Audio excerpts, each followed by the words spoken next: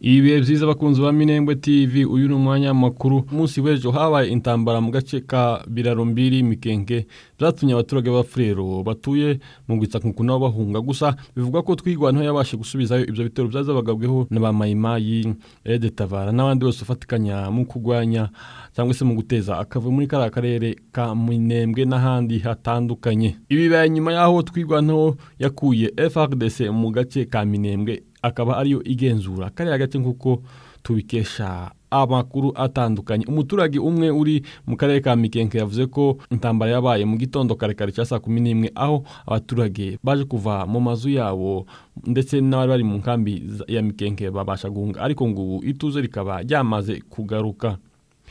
Neka makuru yacu tuyakomeze muri Kinshasa. Tshisekedi yahaye imbabazi imfungwa zitatu zitavugaga rumwe n'ubutegetsi bwe. Ku munsi w'ejo ni posho nibwo Perezida wa Republika ya Demokarasi ya Kongo Felix Tshisekedi yahaye imbabazi abanyapolitike batatu batavuga rumwe n'ubutegetsi bwe bari bafungiye muri gereza nkuru y'iki gihugu ya Makara. Abo banyapolitike barekuwe barimo uwitwa Seti Kikuni Mike Kabeya ndetse na Denise Mukende, bari baratawe muri yombi bakurikiranywe ibyaha birimo kwangisha ubuyobozi buriho abaturage ndetse n'ibindi bifitanye isano n'imyigaragambyo yakurikiye amatora y'umukuru w'igihugu mu mwaka wa 2018. Seti Kikuni uri mu barekuwe yari mu bahataniraga intebe y'umukuru w'igihugu mu matora ya perezida yo mu mwaka wa 2018 ndetse no mu mwaka wa 2023. Gusa yaje gutabwa muri yombi mu mwaka wa 2024 mu kwezi kwa 11 ashinjwa gukangurira abaturage kwigumura ku butegetsi buriho ndetse no gukwirakwiza ibihuha. Mike Mukabayi nawe utavuga rumwe n'umutegetsi buriho wungukiye mu mbazi zatanzwe na perezida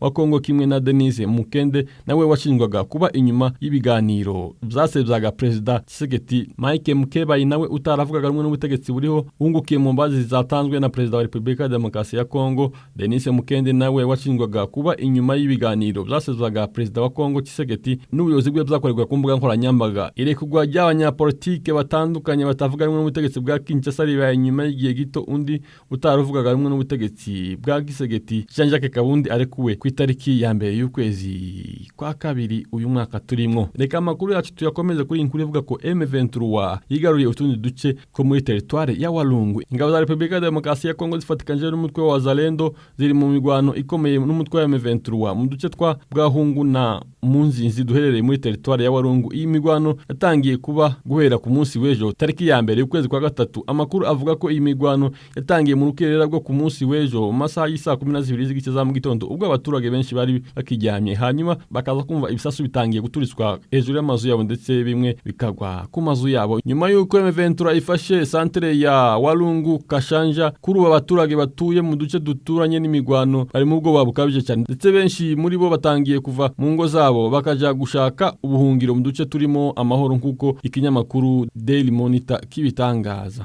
AFC M23 yashizeho abayobozi basha b'intara Kivu y'Amajepfo. Ihuriro AFC M23 atangaje ko yashizeho guverneri n'abamungirije w'intara Kivu y'Amajepfo nyuma y'inama yabereye mu mujyi wa Bukavu ikaza gusozwa inaturikiyemo igisasu. AFC M23 avuga ko ishingiye ku cyemezo cyafashwe ku minsi 28 y'ukwezi kwa 2025 ashizweho guverneri n'abamungirije w'intara Kivu y'Amajepfo. Mu itangazo AFC M23 yibutsa ko MRDP igwaneho yamaze kwiyunga kuri bo. AFC M23 ivuga ko yagize birato Gwihimba Emmanuel guverneri w'intara Kivu y'Amajepfo. Uyu mugabo bivuga ko yari umucuruzi muri Kivu y'Amajepfo. Uwitwa Dunia Masumbuko Bwenge yagizwe vice guverneri w'intara ya Kivu y'Amajepfo ushinzwe politike n'inzego z'ubuyobozi ubucamanza na politike. Gishinge Gasinzira Juvenal yagizwe vice guverneri ushinzwe ukungu n'imari n'iterambere. M23 imaze amahinga abiri ifashe umujyi wa Bukavu na Kamanyura mu ntara Kivu y'Amajepfo. AFC M23 imaze kwigarurira uduce dutandukanye intara Kivu y'Amajyaruguru ni y'Amajepfo murasirazuba bwa Republika ya Demokarasi ya Kongo. Ihuriro rishizeho abayobozi mu gihe inama yari iteganyije iharare mu Zimbabwe igamije kwiga ku bibera muri Republika ya Demokarasi ya Kongo yari ku rwego rw'abaminisitiri b'ububanyi n'amahanga b'imiryango ya EAC na SADC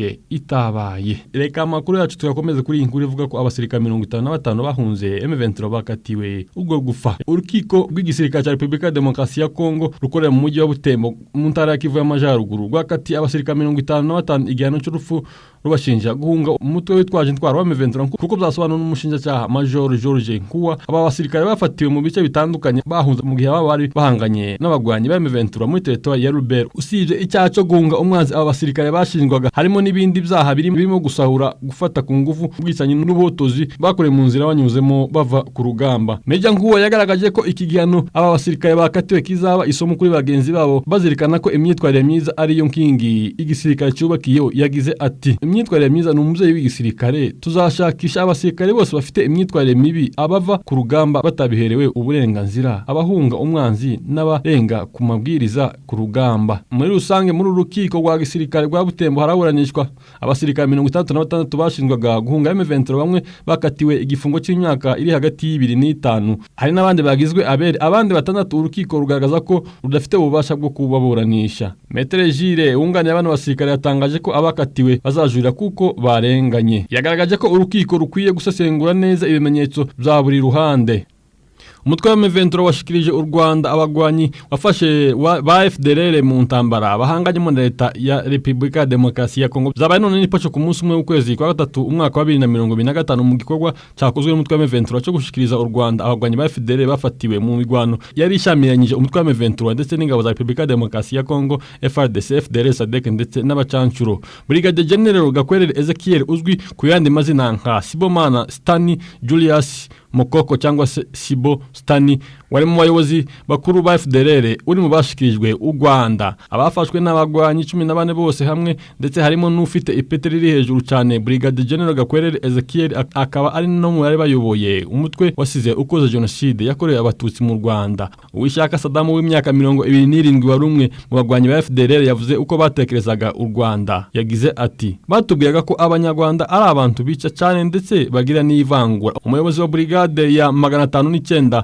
mu ngabo z'u Rwanda Colonel Joseph Mwesigi avuga ko abagwanyi 14 ba FDLR barimo ufite ipeti rya general, ufite n'irya majoro bashikirijwe u Rwanda. Yagize ati igikurikiraho turabaha inzego zibishinzwe bagenda bakurikirana umwe ku wundi, nimba hari ufite ibyaha bya genocide akurikiranwe ashikirizwe ubutabera, nimba hari ukurikiranwaho n'ibindi byaha nawe ashikirizwe inzego zibireba, abasigaye tubatware imutobo. Kuri ubu imigwano irakomeje mu burasirazuba bwa Republika Demokarasi ya Kongo, aho umutwe wa M23 amaze kwigarurira umugwa mukuru w'Intara-Kivu y'Amajepfo, baretse no gukorana inama n'abaturage mu mujyi wa Bukavu. Reka amakuru yacu tuyakomeza muri Leta Zunze Ubumwe za Amerika. Zelensky arakina n'intambara y'isi ya gatatu kandi adashoboye kwirwana. Habaye guterana amagambo yabereye muri White House kuri aka gatanu hagati ya Perezida wa Leta Zunze Ubumwe za Amerika Bwana Donald Trump na Perezida wa Ukraine Volodymyr Zelensky. Iyi nama yaranzwe no kutumvikana gukomeye cyane by'umwihariko mu bijanye n'inkunga Amerika iha Ukraine. Perezida Trump hamwe n'ikigera cye JD Vance bashinja Zelensky kutagaragaza icyubahiro gihagije ku mfashanyo Amerika iha Ukraine. Trump yagize ati tuhagaze neza ariko kurakina n'intambara ya gatatu y'isi. Muri iyo nama Trump yagaragaje kutishimira uburyo Zelensky yitwara,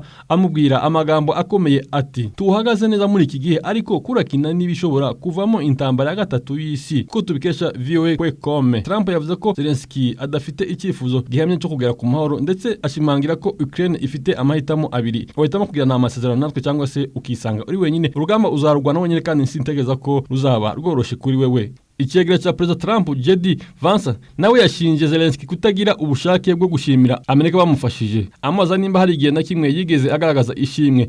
Mu gusubiza Zelensky yashimangiye ko yubaha kandi ashimira Leta Zunze Ubumwe za Amerika, avuga ko yifuza amahoro nubwo atari we wenyine ufite ububasha bwo kuyageraho. Uku guterana amagambo kwateye impungenge ku hazaza h'inkunga ya Amerika kuri Ukraine ndetse n'uburyo intambara irimo kuzamuka. Abasesenguzi bagaragaza ko byari ibintu bidasanzwe kubona umukuru w'igihugu ashigwa amakosa n'abamwakiriye muri White House, ibintu bidasanzwe mu mateka ya vuba ya Amerika. Nyuma yo nama Trump yanditse ku rubuga rwe rwa Truth Social avuga ko bagiranye ibiganiro kandi bishobora kugira icyo bigeraho, ariko Zelensky atiteguye amahoro. Yongera ko Perezida wa Ukraine yagaragaje kutubaha Leta Zunze Ubumwe za Amerika bitewe n'imyitwarire ye muri White House. Iyi mvugo ya Trump yateye impungenge nshya ku mugabane w'Uburayi, aho abayobozi bamaze igihe bagaragaza ubwoba ku byo Trump yitwara kuri Perezida w'Urusiya Vladimir Putin n'icyo bishobora kuvamo mu gihe kiri imbere.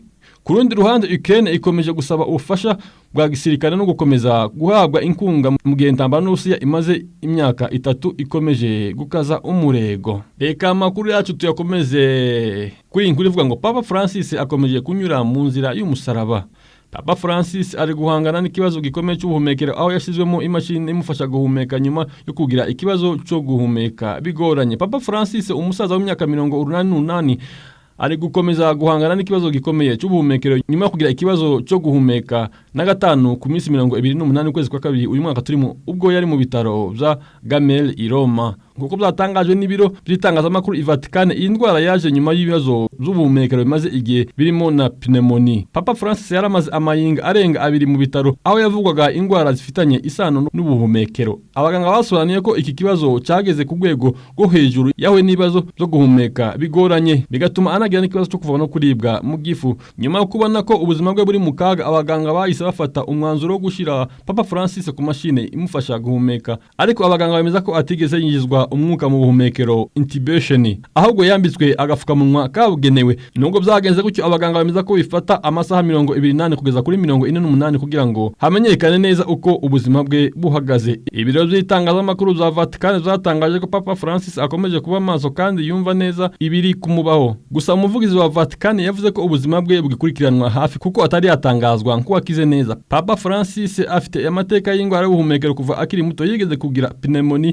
ikomeye akiri umusore ndetse abaganga bamukuramo igice kimwe cy'uruhago. Ibi byatumye mu myaka ye y'izabukuru indwara zifitanye isano n'ubuhumekero zikomeza kumugiraho ingaruka. Nk'uko byatangajwe na Vatican, abakristu barasabwa gukomeza gusengera umushumba wabo. Vatican irakomeza gutanga amakuru yihuse ku buzima bwa Papa Francis. Gusa mu yandi makuru twamenye twadutegura ino nkuru nuko mu mujyi wa Uvira hakomeje kuba akavuyo kenshi aho wazalendo bakomeje kwinjana abaturage mu mazu bakapia ibyabo bakameza kubanyaga ibyabo. Ni nyuma aho M23 itabashije kwinjira mu mujyi wa Uvira neza ngo ibashe gukura mu FARDC na wazalendo. Bibaye nyuma kandi yaho M23 na wazalendo bagomeje gusubiranamo mu bice bitandukanye nyuma yo gutsindwa ku ntambara bahanganye mu M23 bakagenda bagwanirira mu baturage. N'ibintu dukomeza kubakurikirana hafi turaza kubabwira uko biza kuba bimeze. Gusa mu minembwe bameze neza nyuma yuko FARDC ihavuye ihakuwe nyuma y'intambara yihanganishije natwigwana basa nk'aho batuje no mu gace ka Mikenke. Turakomeza tubakurikirane ibyaho